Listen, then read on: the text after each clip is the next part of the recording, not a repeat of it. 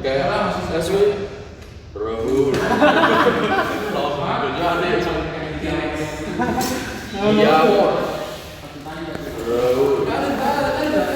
Mereka saja apa Rahul itu pas muncul kontennya orang Brazil itu. Iya, Rahul.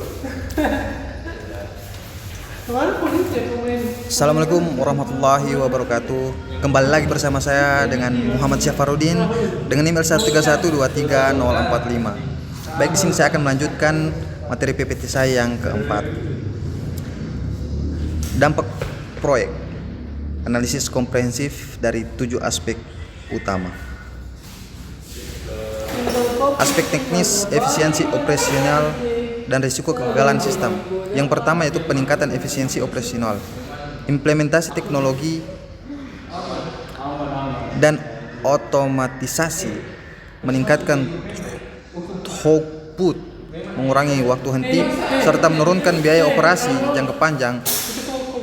Dampak tambahan peningkatan kendala proses dan konsistensi kualitas produk.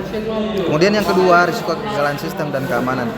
Kegagalan perangkat keras, perangkat lunak, atau serangan siber dapat menyebabkan pemadaman operasional, kehilangan data, dan biaya perbaikan tinggi. Dampak kedua, gangguan rantai pasokan dan hilang kepercayaan pelanggan. Kemudian rekomendasi teknis, adopsi pemeliharaan produktif, redundansi kritis, pengujian integritas berkala, dan rencana respon insiden cyber untuk mengurangi probabilitas dan dampak kegagalan. Kemudian aspek ekonomi dan finansial, kelayakan investasi dan dampak keuangan jangka panjang.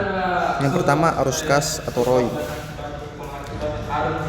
Proyek dapat menghasilkan arus kas positif dan ROI yang menarik jika asumsi permintaan dan biaya dipenuhi. Dampak peningkatan nilai perusahaan dan peluang reinvestasi. Yang kedua, biaya dan operum, perubahan skop, harga bahan baku, atau hambatan konstruksi menyebabkan pembengkakan biaya.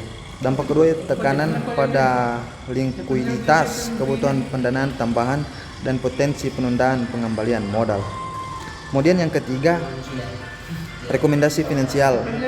Lakukan analisis skenario sensitif atau batch works. Sediakan cadangan kontingensi dan rancangan mekanisme pembiayaan bertingkat dan menahan volatilitas pasar.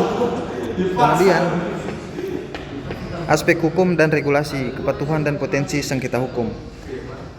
Yang pertama, kepatuhan regulasi, peraturan zonasi, izin lingkungan, dan standar keselamatan dapat menuntut perubahan desain atau proses. Dampaknya yaitu biaya penyesuaian, kemungkinan revisi izin, dan waktu pelaksanaan yang bertambah.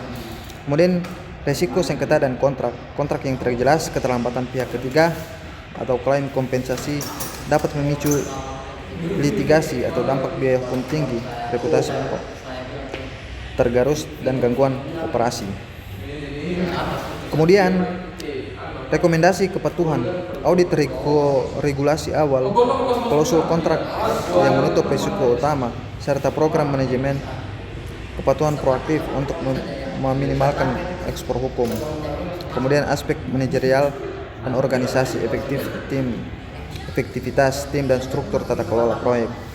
Yang pertama, kinerja dan kapabilitas tim yang terampil dan peran jelas meningkatkan eksekusi, pengambilan keputusan cepat dan koordinasi antar fungsi. Dampak tambahan peningkatan kualitas deliverable dan kepatuhan jadwal. Yang kedua, tata kelola dan pengambilan keputusan. Struktur tata kelola yang lemah menyebabkan kebingungan tanggung jawab dan keterlambatan keputusan strategis. Dampaknya itu penundaan, konflik internal, dan risiko konflik kepentingan. Kemudian rekomendasi manajerial. Terapkan RACI yang jelas, pertemuan sprint berkala, dashboard kinerja, dan program pengembangan kompetensi untuk menjaga momentum proyek dan mengurangi bottleneck organisasi.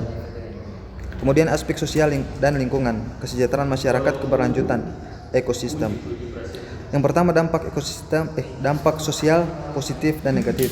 Positifnya yaitu penciptaan lapangan kerja, peningkatan infrastruktur lokal dan peluang usaha kecil.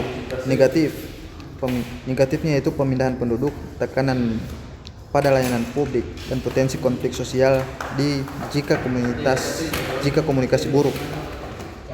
Kemudian dampak lingkungan dan ekosistem, gangguan habitat, polusi air atau udara, dan erosi tanah dapat mengancam keanekaragaman.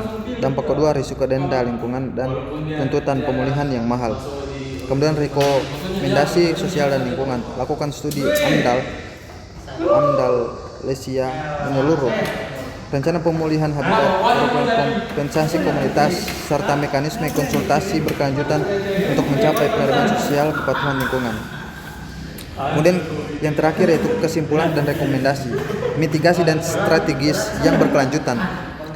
Ringkasan dampak utama, proyek menawarkan peluang efisiensi dan nilai ekonomi, namun menghadapi risiko teknis, finansial, hukum, organisasi, sosial, dan lingkungan.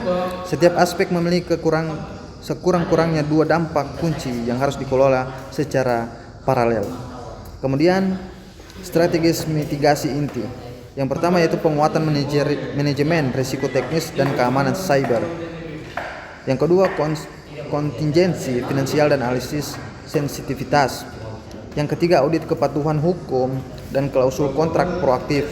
Dan yang keempat penerapan RACI, pelatihan dan dashboard kinerja. Kemudian yang kelima yaitu konsultasi masyarakat, kompensasi, dan rencana restorasi lingkungan. Next steps, lakukan workshop multi stakeholder untuk menyusun rencana mitigasi terintegrasi. Tetapkan indikator kinerja utama atau KPI lintas aspek dan jadwalkan peninjauan berkala untuk menyesuaikan strategi seiring perkembangan proyek. Baik, itulah pemaparan materi saya yang terakhir. Jika ada kekurangan saya mohon maaf. Billahi taufik wal hidayah. Wassalamualaikum warahmatullahi wabarakatuh.